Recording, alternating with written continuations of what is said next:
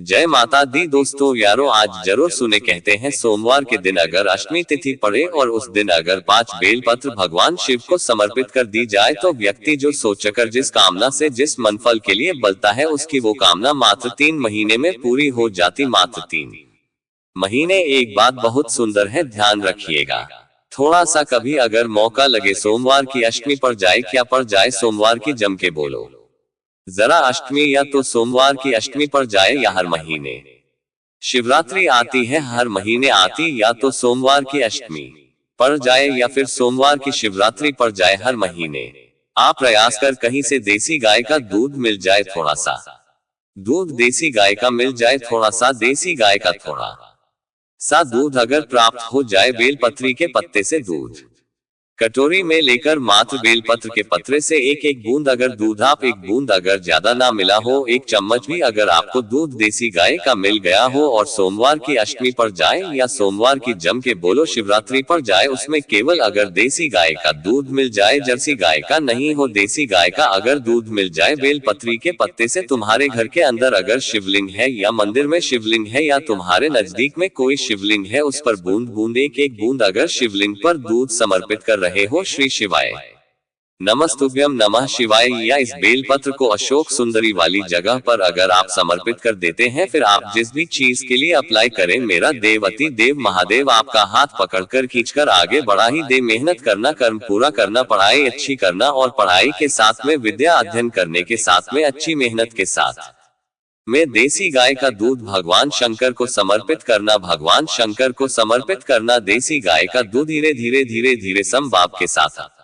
समर्पित देसी गाय का दूध एक एक बूंद समर्पित कर धीरे धीरे समर्पित, और देसी गाय का दूध जब धीरे धीरे समर्पित करें, बड़े रास्ते से आनंद से धीरे धीरे जब आप समर्पित करेंगे बेलपत्री, वही दूध में सनी हुई बेलपत्र अशोक सुंदरी वाली जगह पर, उस समय पर डंडी का भाग शिवलिंग की ओर नहीं होना चाहिए, उस समय पर डंडी का भाग जहां से पानी बहकर जाता है अशोक सुंदरी की ओर से वहां पर होना चाहिए। कार्य में सफलता मिलती है। शिव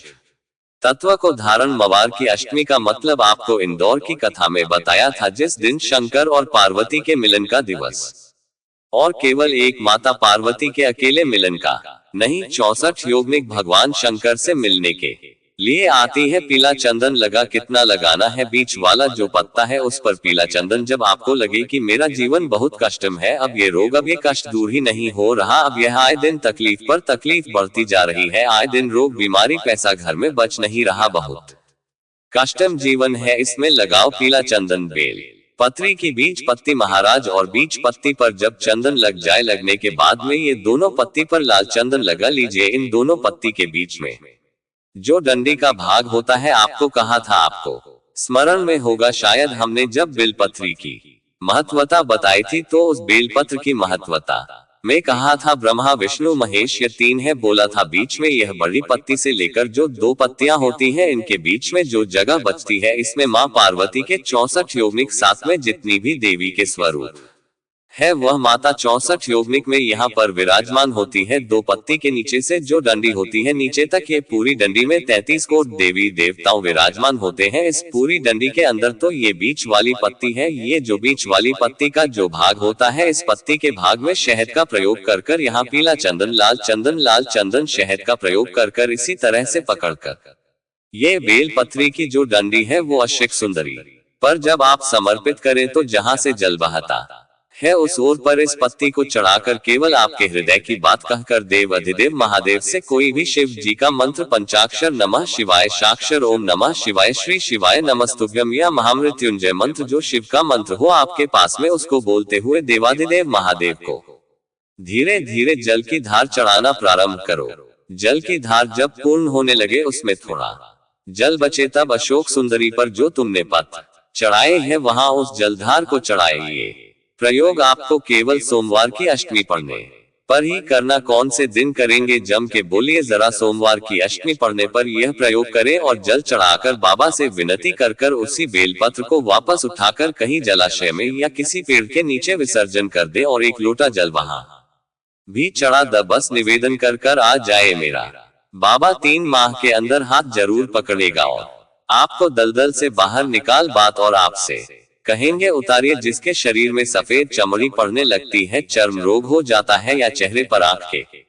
पास में पूरा कालापन आ जाता है, उसको हमेशा याद रखना है लाल चंदन का लेपन पीपल के पत्ते पर कर काहे पर करना है, पीपल के पत्ते पर लाल चंदन का लेपन करिए। लेपन कर सोमवार की अष्टमी के दिन उसको लेपन कर वापस निकालकर शंकर भगवान पर उसका धीरे धीरे त्रिकुंड बनाकर लेपन करना प्रारंभ करिए। जब आप त्रिकुंड बनाकर लेपन करना प्रारंभ करें, उसके बाद चंदन को जो सोमवार की स्टीमी है तब निकाल कर ली आए और निकाल कर लाकर उसको डब्बी में रख ले। तो चंदन का प्रयोग रोग के स्थान पर थोड़ी थोड़ी मात्रा में करना प्रारंभ करें पानी के साथ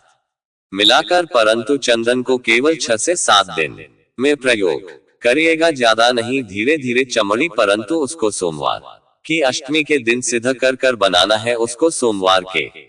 अष्टमी के दिन चढ़ाना है श्री शिवाय नमस्तुभयम या ओम नमः शिवाय या पंचा मंत्र या महामृत्युंजय मंत्र जो आपको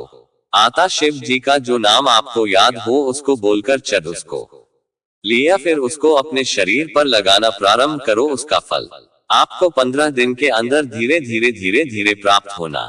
प्रारंभ। लाल चंदन का प्रयोग शिव जी के लिए अवश्य सोमवार के अष्टमी के दिन अशोक सुंदरी वाली जगह सबको मालूम है ना, अशोक सुंदरी की जगह अशोक सुंदरी वाली जगह पर 7 हल्दी की बिंदी रख दी जाए। लड़का लड़की जिसका विवाह नहीं हुआ उसका हाथ रख दिया जाए और वही हाथ के छापे पीपल के वृक्ष पर लगा दिए जाए। महाराज 3 महीने में उसका विवाह पक्का हो जाता है। सोमवार की अष्टमी का इतना भाव है, सहज नहीं है। सोमवार के शिव और आद्य शक्ति का मिलन है। सोमवार को वीडियो के अंत तक बने रहने के लिए बहुत बहुत धन्यवाद। अगर आप सब हमारे चैनल भक्ति में शक्ति 8824 पर पहली बार आए हैं तो अपने इस चैनल को सब्सक्राइब जरूर कर ले। धन्यवाद।